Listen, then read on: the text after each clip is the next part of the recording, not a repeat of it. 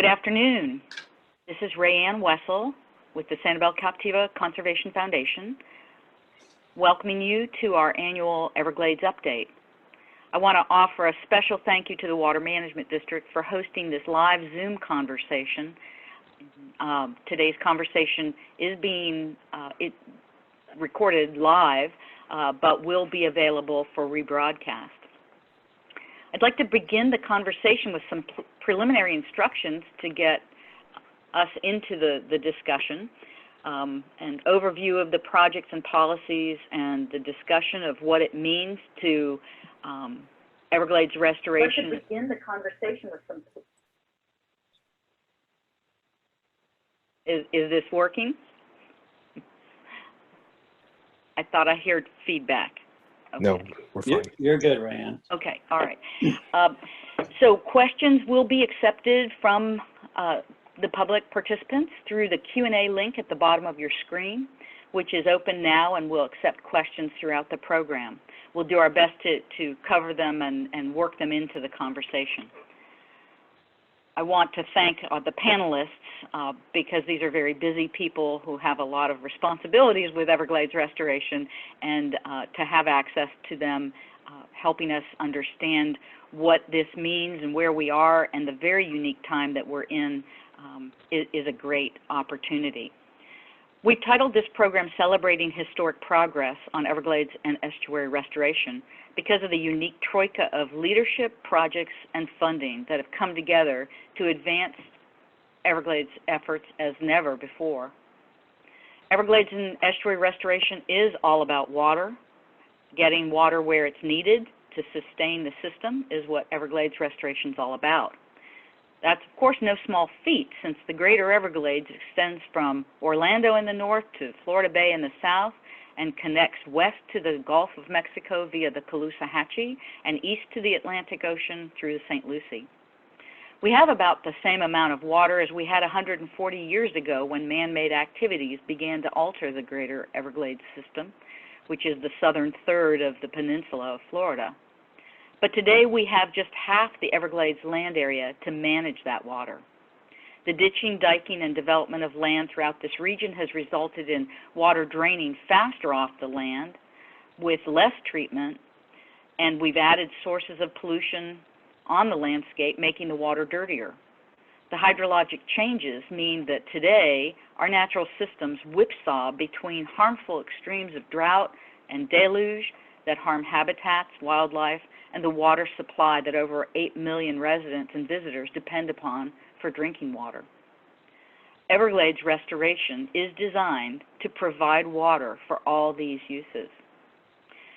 But we're currently in a drought caused by lack of rain, and March has set a new low rainfall record in the 89 years of record keeping.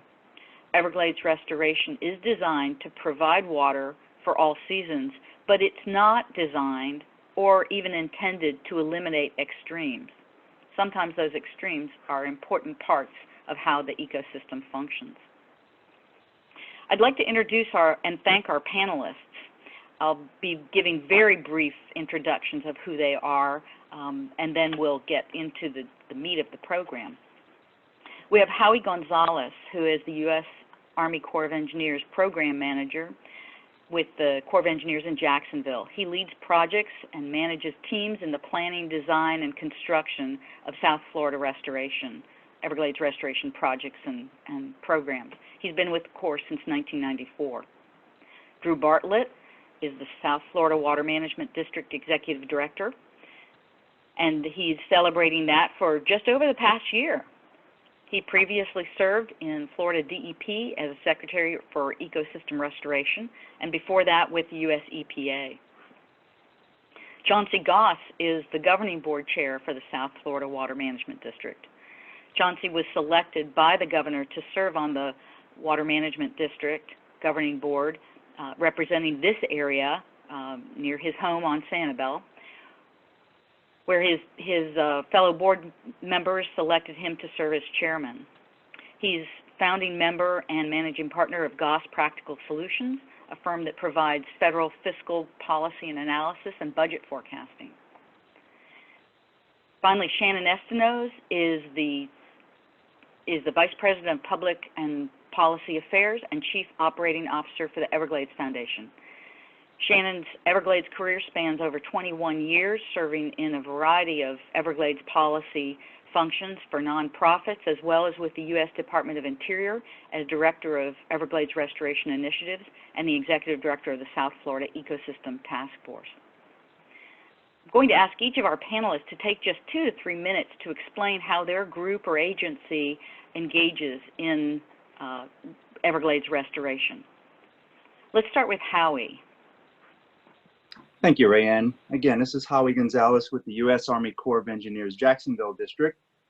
And as we know, the U.S. Army Corps of Engineers is the federal agency responsible for implementing civil works projects as supported by the administration and authorized and funded by Congress.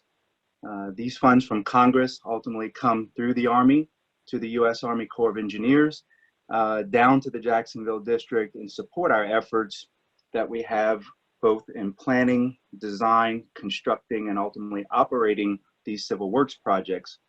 We work closely with our non-federal partners, and for our South Florida program, that's the South Florida Water Management District, to have a 50-50 partnership where we conceptualize restoration plans, we plan those documents, those ultimately are authorized by Congress. We work on design to build those projects and ultimately operate those projects to bring ecosystem restoration benefits to South Florida and the Everglades. Thank you. Thank you, Howie. Drew, tell us how the district engages. Okay, well, thanks. Thank you, Rayanne, and thanks for having me on the panel. The district basically engages with the Corps as a partner in doing comprehensive Everglades restoration planning. And so we basically issue the contracts and build the projects. The one that we broke ground on last year, which is very exciting for Sanibel Captiva and the Caloosahatchee Estuary, is the C-43 reservoir, which is a major endeavor to help with the flows, particularly during times like this when it's dry, to help protect the estuary. We also do a lot of focus on water quality. Anybody that is engaged in an environmental issue down in South Florida knows all about harmful algae blooms. And we have been focused, particularly over the last year, acutely focused on improving water quality for our waterways, for Lake Okeechobee, for the 2 estuaries, and for the Everglades themselves. So not only do we bring a infrastructure lens to water management, where we also bring a policy lens and a construction lens to improving water quality in our system as well. So as we, engage the public, that is the conversations we have. And what I want to emphasize with the Water Management District is we are absolutely focused on public engagement. Panels like this are very critical to us, which is why you have 2 of us presenting here. And so anyone who really wants to talk to the Water Management District, we're open for business in those conversations, even if we can't see you face to face right now. So that's a pretty quick summary, Rayanne, for you. That's great. Chauncey, let's continue that district perspective. Sure, I'd be happy to. And Rayanne, thank you so much, and thank SCCF for putting this on today. I really appreciate it. And to my fellow panelists, I realize what a rookie I am when I listen to your bios. Drew, thanks for giving a good overview of the district. I don't have a ton to say, but I would be remiss if I didn't say to Rayanne, thank you for all you've done for Southwest Florida. Rayanne, as most of you know, is retiring next month, I believe, after 14 years as policy director for SCCF. And she's incredibly well-known, well-respected. She's an expert on the Caloosahatchee in our estuaries. She's an articulate voice. And we always look to her for good policy, as do staff and elected officials in Southwest Florida, Tallahassee, and in DC. And Rayanne, you're going to be incredibly missed. And I know you probably didn't want to hear me say this as part of my introduction, but thank you very much for what you've done for Southwest Florida. Going on to what the governing board does, and following up a little bit on what Drew was talking about, Drew pretty much hit the nail on the head. From the governing board standpoint, we provide policy to the staff, and there are 9 of us, and each of us represent a distinct area. And as Rayanne suggested earlier, I've got 4 counties I have to deal with or get to deal with, and that's Collier, Lee, Henry, and Charlotte. Each of the governing board members has different counties that they deal with. But one thing I will say about the governing board is we have all gotten to know each other's areas pretty well. And I'm working hard to understand the areas that I don't know, because this is such a complex system that if I just stay focused on Southwest Florida, I'm not going to be a very good governing board member. I'm not going to understand it very well. I'll always go to bat for Southwest Florida, but I need to understand the bigger picture. And that's true of all the governing board members. And I've seen just an incredible amount of intellectual curiosity from the board, and helping us as we try to make sure that we implement the policies that are basically the governor's vision. So I'll stop talking there, Rayanne, and let you keep moving. Thank you, Chauncey, and that was not part of the script, but I appreciate your very kind words. Shanon, talk to us a little bit about how nonprofits and the engagement for the public affects Everglades restoration. Thank you so much, Rayanne, Mr. Chairman, Howie, Drew. It's great to hear your voices, even though I can't see you. It's good to be here with everyone this afternoon. So I am with the Everglades Foundation, as Rayanne mentioned, and we are celebrating our 27th year. We are a not-for-profit organization that is dedicated wholly, completely, and exclusively to the restoration of America's Everglades. We are a science-based organization. We have 8 PhDs on staff who focus on hydrologic modeling and hydrology, water quality, economics, and quantitative ecology, all disciplines that are extremely important in ensuring that what we're doing in the Everglades is actually having a positive benefit on the natural system.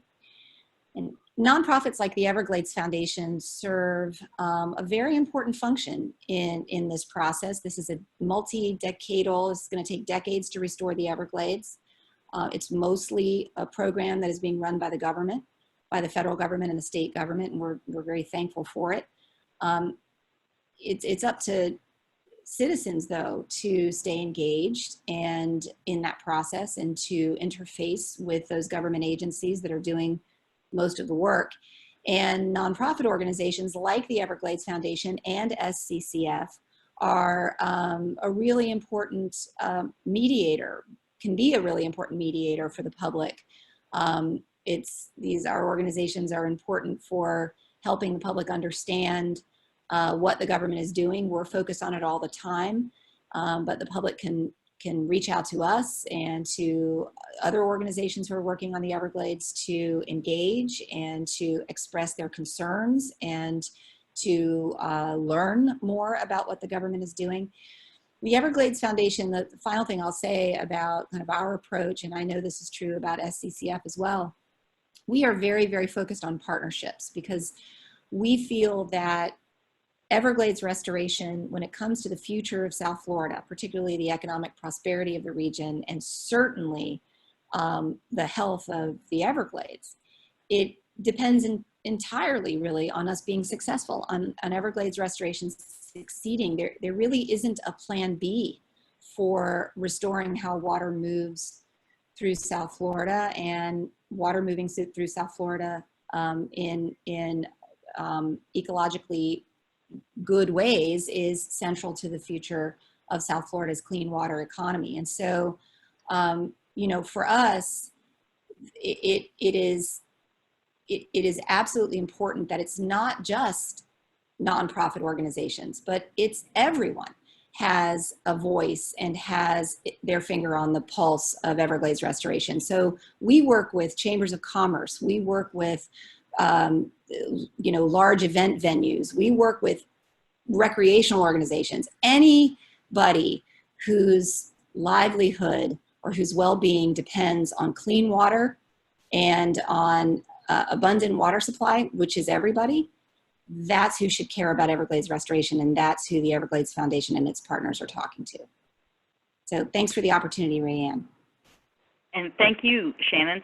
And that points out a very important aspect of those of you who have engaged, you're taking that step to find ways of engaging, and through nonprofits and with good agency leadership, we have new and better ways to engage. And I hope you will all stay engaged in this discussion.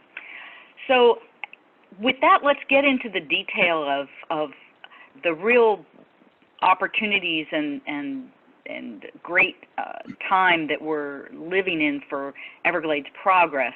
If we can move to the slide with the maps, I'm going to ask Howie to briefly walk us through an overview of the major projects moving from north to south, to help us understand where projects are relative to their either start dates, if they're coming up to start, or if they're coming towards completion, because that's one of the great advantages of right now is there's a lot of activity going on. Howie?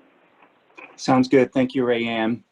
So what I'll do, as Rayanne mentioned, is kind of walk you through one of the key information pieces that we use to communicate our South Florida Ecosystem Restoration Program, including the Comprehensive Everglades Restoration Plan, and the various pieces and projects that we're implementing at any given time, and that's the integrated delivery schedule. The last integrated delivery schedule we have from October 2019 is a snapshot that takes into full consideration both the federal and non-federal funds available to implement our projects in all of the various phases. Understanding that we started the South Florida Ecosystem Restoration Program with some of our foundation projects back in the 1990s, that's where we'll start. When we look north of Lake Okeechobee, and we have the Kissimmee River Restoration Project, a project started in the mid-1990s to basically restore the meanders in the Kissimmee River and make available over 100,000 acres of watershed storage once that river is restored to its more natural state. That project is one of our most advanced projects, and one that shows that when you do ecosystem restoration, that Mother Nature has a very rapid response, as we've seen significant improvements in not only native vegetation, but aquatic wading bird populations and and other key indicators that show that our restoration program in the Kissimmee Basin is working. We're in the final stages of construction on the Kissimmee River project and anticipate construction completion on the Kissimmee River Restoration project later on this year in 2020. So a key milestone that we have to complete that very important foundation project. Also north of Lake Okeechobee, we have the Lake Okeechobee Watershed Restoration Project. This is a project that's currently in the planning phase. So we're producing what we call a project implementation report that would go forward to Congress for consideration for authorization. We are in the final stages of that planning process and expect to have a planning report that'll be available for what we call state and agency review, one of our last phases of review prior to going to Congress. The scope of that Lake Okeechobee Watershed Restoration Project includes wetland restoration, it includes aquifer storage and recovery wells, and it also includes what we call a wetland attenuation feature or a small reservoir there north of Lake Okeechobee. All of these projects, all of these components of this project are consistent with what was in the original Comprehensive Everglades Restoration Plan, and we expect to have that project available for consideration by Congress in the Water Resources Development Act of 2000. Understanding that the Water Resources Development Acts are where Congress authorizes our projects. As we move to Lake Okeechobee itself, one of the key projects for Lake Okeechobee is the Herbert Hoover Dike. The Herbert Hoover Dike is a rehabilitation project that's basically addressing the breaches, not the breaches, the connections of the infrastructure for Herbert Hoover Dike that'll allow us to consider the operations of Lake Okeechobee and our ability to look at how the current lake operations send water east down the St. Lucie River west down the Caloosahatchee River, and south to the Everglades agricultural area. The Herbert Hoover Dike repairs are scheduled for completion in 2022, at which time a key operations plan, the Lake Okeechobee System Operating Manual, is set to be complete so that we can address those Lake Okeechobee operations. That Lake Okeechobee System Operating Manual is an operations plan that is meant to replace the current operations plan for Lake Okeechobee, which was established in 2008. And that Lake Okeechobee System Operating Manual effort is currently in a planning phase where we'll look at alternatives, we'll look at different operating scenarios, and that's what we'll carry forward to analyze to pick the best operations plan for Lake Okeechobee going forward. As we look east of Lake Okeechobee, we have key projects along the St. Lucie River and the Indian River Lagoon South watershed. Key projects for the Indian River Lagoon South are along the C44, which includes a project reservoir, a large-scale reservoir, a stormwater treatment area that cleans the water as it comes out of the reservoir, and ultimately the facilities to move the water throughout that complex, take water from the St. Lucie River, clean it through the stormwater treatment area, and put it back into the system. This helps with the water quality that'll ultimately end up in the St. Lucie estuary, and is mainly going to address watershed runoff into that basin. We have design efforts going on other components of the Indian River Lagoon South project to include other reservoirs and stormwater treatment areas, again, looking at a whole complex to improve water storage and water treatment for water quality in that basin. The C44 component that we're working on now is scheduled for completion in 2022, and we'll continue our design and construction efforts on those other projects, the C23 and 24 components, with construction on those starting in the next couple of years. In that part of the watershed, again, east of Lake Okeechobee, we have the Loxahatchee River Watershed Restoration Project. This is another planning study similar to the Lake Okeechobee Watershed Project, and that project is completed. We signed what we call a Chief's report. That's the report that confirms that the findings of the report are satisfactory to meet our restoration objectives, and that's ready to go to Congress for their consideration for authorization. So a project that will be considered in the Water Resources Development Act of 2000, and it'll bring restoration benefits to that Loxahatchee River, which is a National Wild and Scenic River. We'll move now to the west of Lake Okeechobee in the Caloosahatchee River. One of the main projects is the one that Drew mentioned a few moments ago that the South Florida Water Management District is constructing, and that's the C43 reservoir. That's a key project to work with discharges from Lake Okeechobee heading to the Caloosahatchee estuary, and provides over 170,000 acre feet of storage that'll capture and store basin stormwater runoff, along again with portions of water discharged from Lake Okeechobee. I'll stay in the western portion and move to the southwest portion of our program area in the Picayune Strand Restoration Project. The Picayune Strand Restoration Project near Naples is to restore 55,000 acres of native Florida wetlands and uplands. The benefits there will be improvement of habitat, conveyance of water, and ultimately the plugging of over close to 50 miles of canals and the removal of over 250 miles of roads to ensure that that area can be hydrated and brought back more to that native Florida wetlands and uplands. The Picayune Strand Restoration Project, according to the integrated delivery schedule, is on track and scheduled for construction completion in 2024. As we move south of Lake Okeechobee into the Everglades agricultural area, that's a key project that we have working with the South Florida Water Management District. the Everglades Agricultural Area Reservoir.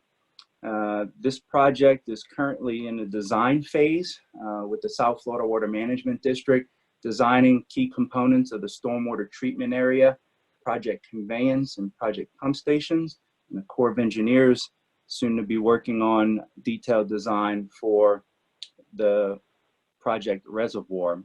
This is linked closely to the Central Everglades Planning Project, and we're confirming that with the authorization of that Everglades Agricultural Area Project, the completion of the confirmation that the project is something that meets federal standards, we expect to have those confirmations in the next month by mid-May, so that both the Corps and the South Florida Water Management District can move forward with key project construction efforts. As we continue south, the Central Everglades Planning Project has project components in the water conservation areas and is meant to take that water that flows south from Lake Okeechobee through the Everglades Agricultural Area Complex and into the water conservation areas and get that water flowing into Everglades National Park. The Central Everglades Planning Project has multiple components, project components that are currently several under construction, the South Florida Water Management District's construction efforts. And again, as we work together closely to design and construct these project elements, you'll see opportunities to keep that water moving south to Everglades National Park. At the boundary of Everglades National Park, we have several projects, including the Tamiami Trail Next Steps, which works closely with the Central Everglades Planning Project. And again, our goal is to remove the barrier that's Tamiami Trail by constructing bridges or putting in culverts to better facilitate that water movement into Northeast Shark River Slough and Everglades National Park. Along the eastern boundary of Everglades National Park, we have several projects that link in closely to the Central Everglades Planning Project, including the Modified Water Deliveries to Everglades National Park project. That's a project that's meant to provide a hydraulic bridge and keep the water that we're putting into Northeast Shark River Slough and Everglades National Park in the park. So it deals with seepage and ensuring the flood risk management opportunities are maintained. That flows also with the Comprehensive Everglades Restoration Project down south, the C-111 Spreader Canal Project, which was constructed by the South Florida Water Management District. And the last piece of that barrier in between those two is the C-111 South Dade Project. So again, all projects that link up together, that work on seepage management, that ensure that the water that we put into the park stays in the park. So overall, I kind of did my best to give you a rundown of all the active projects we have. Just in our partnership, we're working on close to 20 projects together, and they're in various forms of development, from planning, design, construction, and operations and maintenance. As Rayanne mentioned, we are at a phenomenal place in our South Florida Ecosystem Restoration Program from a partnership standpoint, a progress standpoint, and most certainly a funding standpoint. The fiscal year 20 budget for the U.S. Army Corps of Engineers is $235 million. This represents overall approximately 70% of the nation's aquatic ecosystem restoration budget. So overall, for the Corps of Engineers, they receive approximately $350 million per year, and we are getting a $235 million. Excellent news is that that momentum will continue into fiscal year 21, where our current president's budget has identified $250 million for our program. Again, a significant portion of the nation's aquatic ecosystem restoration budget. Now, what we continuously communicate through our integrated delivery schedule is the opportunity to do more. And so that's why we work so closely with the South Florida Water Management District to be prepared in the event that our budget is increased from an average of approximately $100 million per year to $235 or $250 million. We also stand ready that if some type of stimulus opportunity were to present itself, that we'd have the ability to accelerate our restoration projects. So again, a fantastic time to be in Everglades restoration. We're definitely the model throughout the nation as other ecosystems of national significance look to the Everglades to do program and project implementation. And at this point, I'll go ahead and pause and pass it on to the next presenter. Thank you. Thank you, Howie. This is, I hope everybody appreciates what a massive undertaking this thing called Everglades Restoration is, and that perspective on the funding is so important. Drew, can you share a little bit about how the state's efforts are working with the federal agency to accomplish these? And given our time constraints, maybe we start to focus on the EAA reservoir and the C43 reservoir that are of particular interest to our West Coast. Absolutely, Rand. Thanks. So the idea here is you see Lake Okeechobee, and I think most people probably paying attention to this are familiar with Lake Okeechobee harmful discharges to the Caloosahatchee Estuary that happens when the lake gets too full. The idea here is instead of losing that water in a harmful way to the Caloosahatchee is to capture it in reservoirs that we build north, south, east, and west of the Lake Okeechobee so that we can then put it where it needs to be, which is the Everglades, which is south of Lake Okeechobee. So you hear the moniker, send it south. That's because that's a better place to put it than sending it east and west in a harmful way. And so the first thing I'll talk about is the EAA reservoir, which is just straight south of the lake. And that is a 240,000 acre-foot reservoir with a stormwater treatment area next to it. So acre feet is an acre of water on a foot, foot of water on an acre of land. So it is a massive amount of water. That reservoir and STA footprint would encompass Washington, D.C. and Arlington Cemetery all in one. You could stick it inside that footprint. So what we want to do is instead of sending it to the estuaries, we send it to that reservoir south of the lake, or we capture it in the reservoir that is on the C43 canal, which leads to the Caloosahatchee Estuary. The one thing I want to touch on is when you send water to the Everglades, it needs to meet water quality standards so that the Everglades doesn't get impacted as well. And I could say the same thing for wherever you put water, including the Caloosahatchee. So on the EAA reservoir is a stormwater treatment area that we are ready to construct as soon as we get a Corps permit. And I understand that might be imminent. So we are poised. The governing board's approved the contract. And that stormwater treatment area is just to the west of the reservoir, and the reservoir is about where the dot is. You can see throughout that area, I think they're gray shades, they might be purple.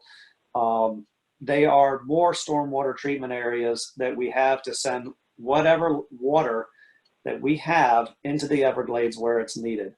And we are using those wetland treatment systems, and if you haven't seen one, you need to go see one, because it is a nature spa, and wildlife congregates there like you wouldn't believe. But those stormwater treatment areas pull the phosphorus out so you can send that water into the Everglades.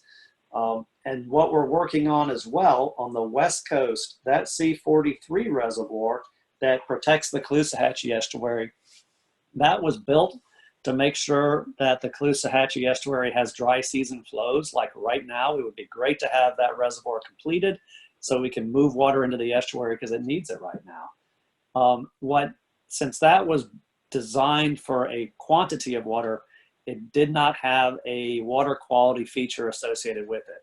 So Governor DeSantis asked the Water Management District when he took office to come up with a water quality feature for that reservoir so that the water that is associated with the reservoir can be treated and sent with good quality to the Caloosahatchee Estuary. So before the end of this year, we will have completed a feasibility study to look at options for treating the water coming out of that, coming out of, whatever is necessary to protect the estuary associated with that reservoir.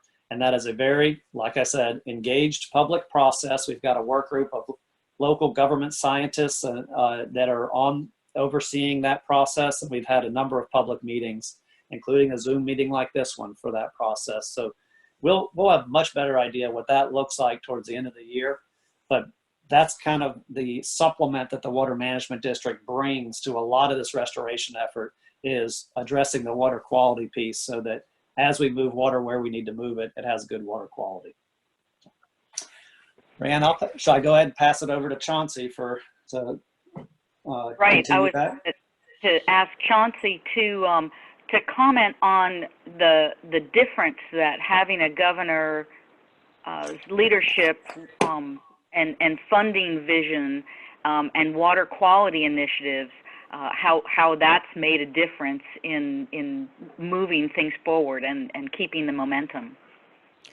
Yeah, sure. I'd be happy to comment on that. And thank you, Howie and Drew, for that great tutorial for everybody, and myself included.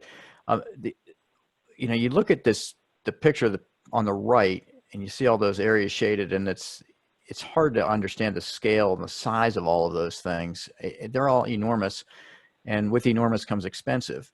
And we started this, coming up on 20 years ago, and we haven't really finished a lot of these projects yet because they're so expensive, and we haven't had the commitment that we've needed from either the federal legislature, the state legislature, the president, on down the line. We've had things in sort of fits and spurts. So we build a little bit, and then we stop, and then we have a crisis, and then we start again. Not a great way to manage a long-term construction program, but we're getting really close to being finished with projects. That's why I'm so excited about the C-44. I'm so excited about C-43, and then starting the EAA reservoir. And we've had tremendous leadership from Governor DeSantis on this, because he's been very unambiguous with the governing board, saying, this is what I want you to do, this is how I want you to do it, and this is how we're going to fund it. And he's asked the state legislature, he told them, I think his second day in office, he said, I'm going to ask for $2.5 billion to get this done. And it seems like a lot of money, and it is, but these projects are very expensive. They're huge infrastructure projects. People forget that. They're not just environmental projects, they're infrastructure projects. And so the Florida legislature gave us the full allocation the first year, the full allocation the second year. Next year will be the third year. We'll see how we do. I am concerned. I know Howie's very enthusiastic, and I appreciate that enthusiasm. I spend a lot of time looking at the federal budget, and the president this year was phenomenal in coming in with the $250 million request from the Office of Management and Budget to Congress for this. When I look at what's going on the federal picture right now, how much we spent on the first stimulus back in 2010 after that crisis, and that was about $787 billion. We've already spent $2.2 trillion on this stimulus. That money's got to come from somewhere. So I'm nervous. There's certainly opportunity there, but I think that it behooves all of us to keep the pressure on and to make sure people understand that these projects are very important to us, and we are so close to getting them finished.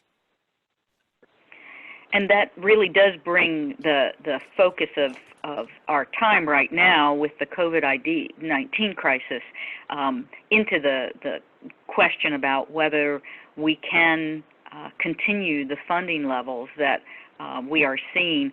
Are there any particular guidance things that you think we should be doing to try to help perpetuate that funding at the federal level, given everything that's happening with the virus? Yeah, I think just advocating for these projects consistently and with one voice is going to be very helpful. There's not been any guidance out of OMB yet to the agencies about cutting back for, basically their discretionary funding, which is where this money comes from. It's too early. Right now, the federal government's in the how do we stop the hemorrhaging mode? How do we put this genie back in the bottle a little bit with COVID and deal with that, because it's a health issue right now.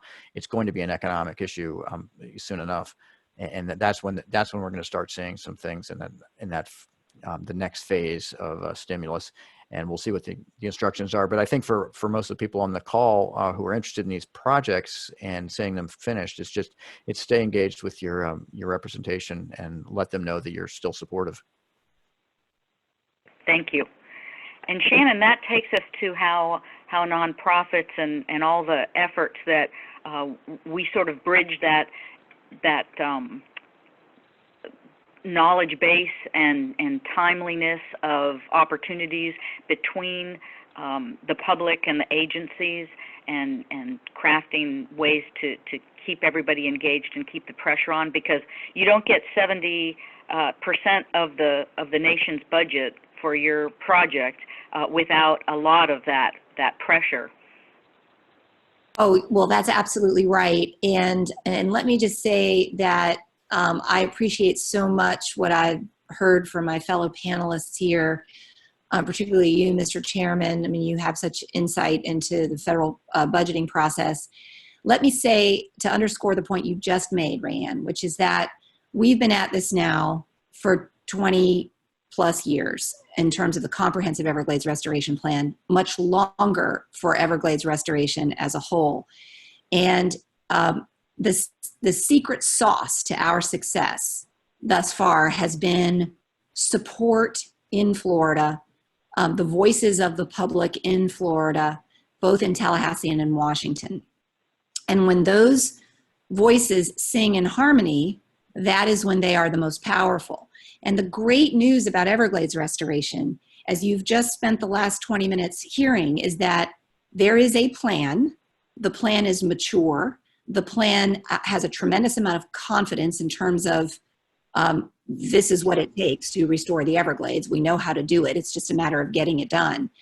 And that it's immensely popular in the state of Florida. And finally, that it is absolutely central to the economic prosperity of the region in the 21st century. I can't overstate this last point, because when we talk about Everglades restoration as being central to the future of the state, so I like to say, as goes the Everglades, so goes the region.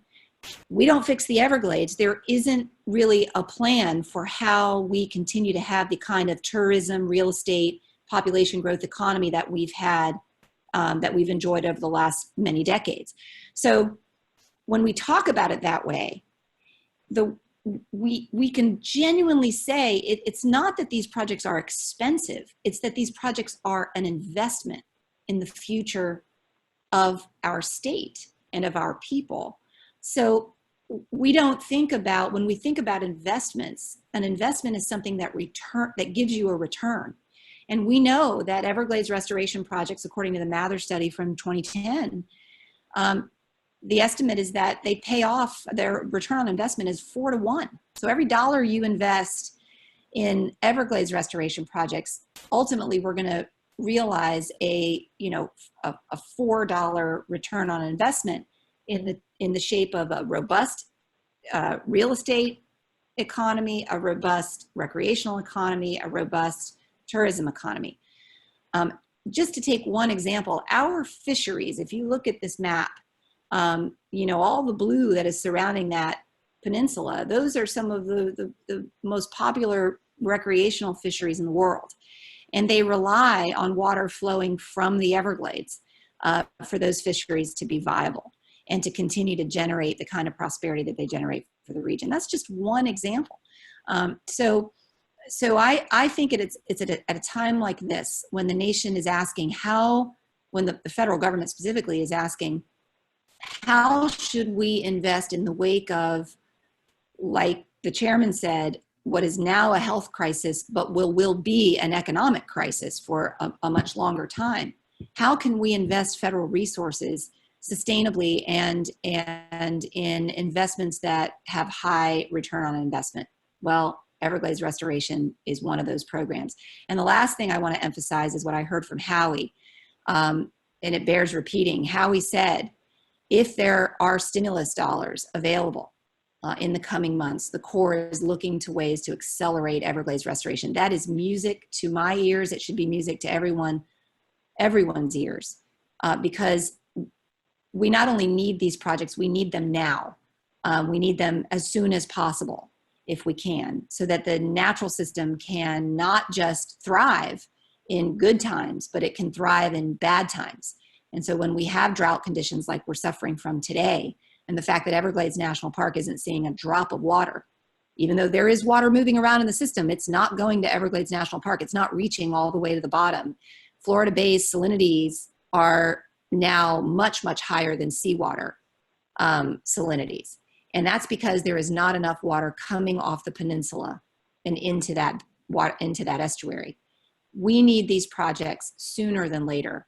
And they're worth investing in. We are worth investing in, the people of Florida, the Everglades, and the future of the state. That's so well put. And a big part of keeping water on the landscape and in the Everglades system is critical to being able to feed that into the Everglades and all the estuaries and all of those places that serve as fish nursery, but also in hydrating the landscape to keep sea level at bay and out of our water supply. We are, as you mentioned, Shanon, in an unprecedented drought. The Water Management District announced that out of 89 years of record keeping, March was the driest ever recorded. That affects how water is moved through the system. And I wanted to ask Drew if you could address, right now, the Caloosahatchee the Caloosahatchee estuary is not getting the water that it needs to maintain salinity balance. And that's because we have lots of uses that are looking for using the same fresh water supply out of Lake Okeechobee. But permitted water supplies south of the lake are getting their full request. And as Shanon said, water is not getting to the Everglades, and not enough water is getting to the water conservation areas. How can we better balance in these drought systems so that not one natural system like the estuary and the Caloosahatchee is having to bear the burden and take the harm while everyone else is held whole? So that's a great question, and it is a figment of an incredibly imperfect system. This system was built originally for flood control and water supply, and after implementation for decades, we saw the environmental impacts that a system that was focused on flood control and water supply has. It has harmful discharges to estuaries, and then it can dry out estuaries when it needs that water later. It certainly drained the Everglades, and now the Everglades, it's very obvious, the Everglades needs water. And so what you get into is an amazing retrofit project that accounts for all those shortcomings of the flood control system that was built starting in the 40s. And so that's why, Lake Okeechobee was viewed as a place to store water.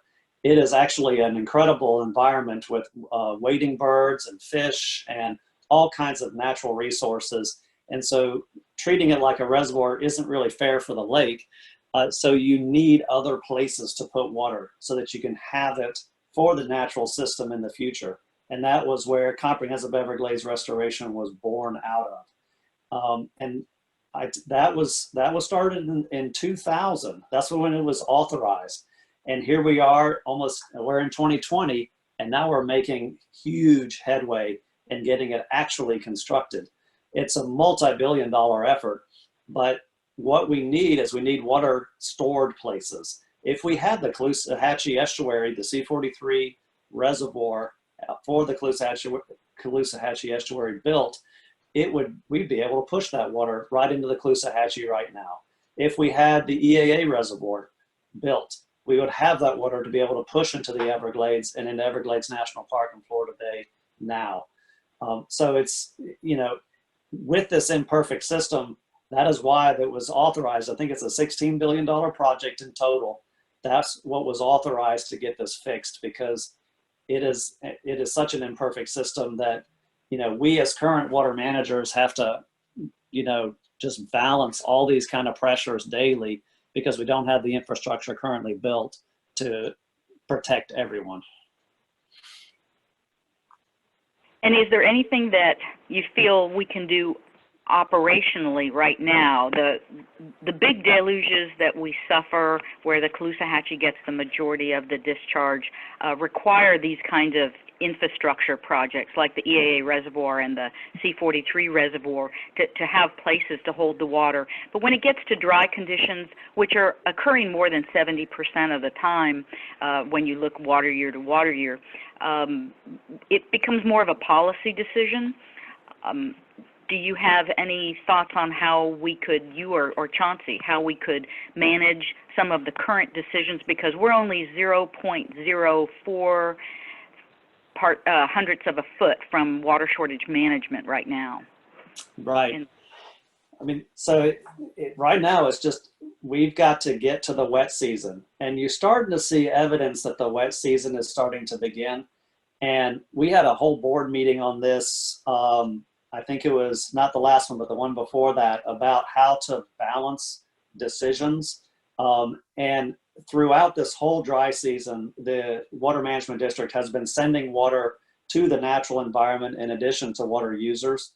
And that's the way we envision it continuing. So it's really, you know, given the amount of water we have right now, we need to conserve. We issued an irrigation warning last week, but it's very important to conserve the water so that we can continue to feed it to our natural systems and our businesses and families that all depend on the water, whether you're depending on it from groundwater, the water conservation area, or Lake Okeechobee. But it's our intent to try to make sure we continue to give water where it's needed, whether you're talking about environmental uses or human uses. thank you. And Chauncey, as we get closer to or in the water shortage management plan, the band of the lake, the governing board 2 months ago had a discussion about trying to balance the deliveries of water so that natural systems aren't singled out. Do you see any way for us to move forward with some of that to prevent getting in the water shortage management band in the first place? I think to prevent getting in the water in that band right now is really going to be up to God more than anyone else. I think it's going to be a rainfall. I don't think there's much we can do on cutting back users, is my guess, just on where the lake levels are right now. And maybe the hydrologist can tell me I'm wrong. That's my guess. I think long-term, Brandon, what I'm hoping is, and the reason we're having this discussion about these projects is the EAA reservoir, the C43 reservoir, are going to keep us from being in this position. And that's why it's so important to get them finished. Mm-hmm. And that's why I'm looking forward to them. It's not going to help us for tomorrow. Honestly, there's not a whole lot we can do that's going to help us for tomorrow, other than hopefully get some rain. The system as it's designed right now, you're right, we do suffer. The Caloosahatchee is getting some water. We're going to try and keep giving the Caloosahatchee water as long as we can. That's great. And I do want to just get to a couple of questions that we have from the audience before I'm going to close out with the last thoughts from the panelists. But very briefly, do we have, and this may be a Howie and Drew question, an idea about the impacts of sea level rise on all of these projects and the success of Everglades restoration? I'm happy to take that, Howie. So I can tell you we do, and the Corps looks at sea level rise and climate change as all of these projects are designed and developed. And the one conclusion that you always get to is these projects are absolutely necessary to help us deal with sea level rise and climate change. The Everglades National Park needs water. It needs water so badly to prevent saltwater intrusion, because what's happening down there is you're losing some of your subsurface peat in Everglades National Park because of saltwater intrusion. And so the way to combat that is to move more water into Everglades National Park. That's why fixing that roadblock, which is a road itself, Highway 41 down there, to allow water into it, and then having water in the system to deliver there is just so critical. And that comes from the EAA reservoir. Great. And Howie, there was a question about if you could provide a breakdown of the $250 million in the budget. Is that something we can either follow up with, or is that something you could We can definitely follow up. So what I'm able to share is a breakdown of what we have in fiscal year 20 to 235 million. And Rayanne, I can provide you with some documentation to share. But as far as the fiscal year 21 and the 250 million, we're still probably about a week away from being able to share those specific details as the administration is doing their final reviews of that breakdown, and it'll give us a thumbs up when we're able to release that information. Okay. All right. We can follow up with folks. And we did have a question about the authorization of the water quality treatment component for the C43 reservoir. This is the one reservoir that was designed without a water quality treatment. The governor committed to it. Do we have a time frame for, I know that there's a working group currently working on it. Do we have a time frame for going forward and getting that authorized? So the good news is it doesn't need congressional authorization. This is a state level project. And we don't know what the project is yet. So that's why we need a feasibility study. That will unfold in the fall of this year. So we'll know what that project looks like. And from that point, we engage on funding discussions at the state level to move into the design phase of that project. And if it's a land acquisition phase as well. So definitely the governor's committed to it. So after the feasibility study, you essentially move into design and preparation for the next phase and then construction. So it's been a long time coming, but we're moving forward, and another one of those great news items for us in this opportune time where leadership, vision, funding, and projects are all coming together. I want to thank everybody for participation. We'll do our best to follow up with questions if we haven't gotten to them. But to close out, I do want to take capture last thoughts from our panel of very wise people here, starting with Shanon. Things you would like to leave folks with for the takeaway. I think there are two takeaways, and they're connected. Number one, we are finally cooking with gas on this program. Dirt is getting turned, bulldozers are on the ground, projects are getting built. So that's good news number one. We are finally building some momentum. And then the other takeaway is to underscore the last part of the conversation.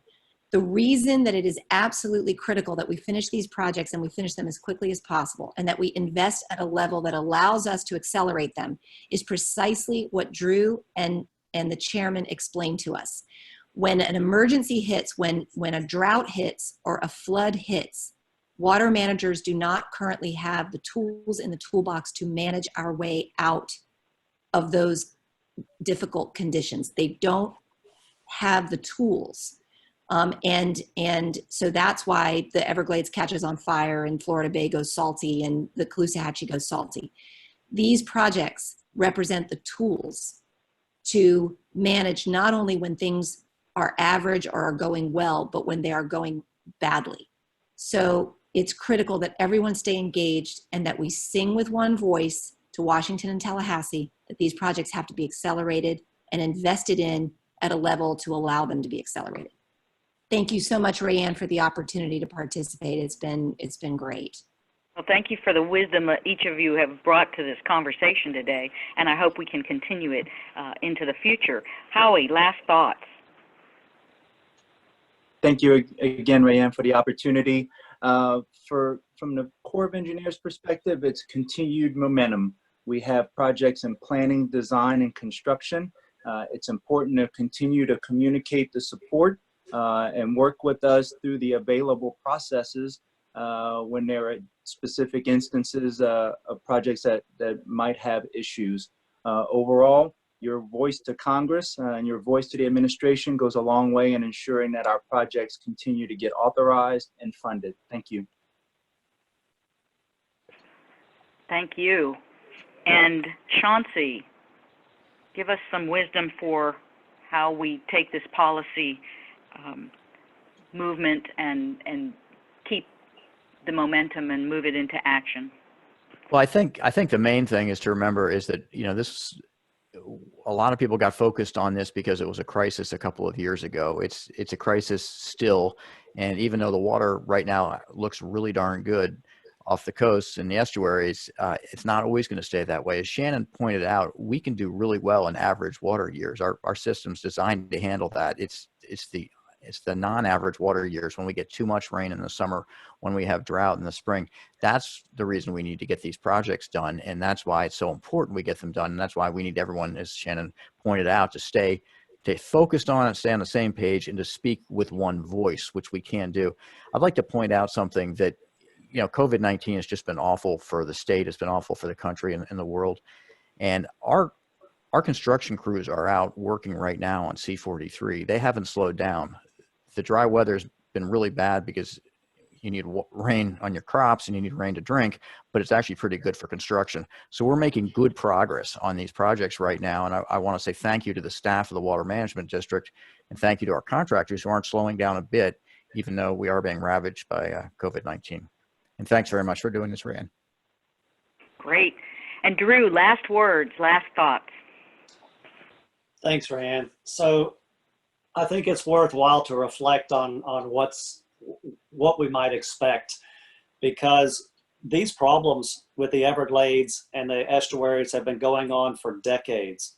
And the plan was inked back in 2000, and no one has been able to experience a difference in the system yet.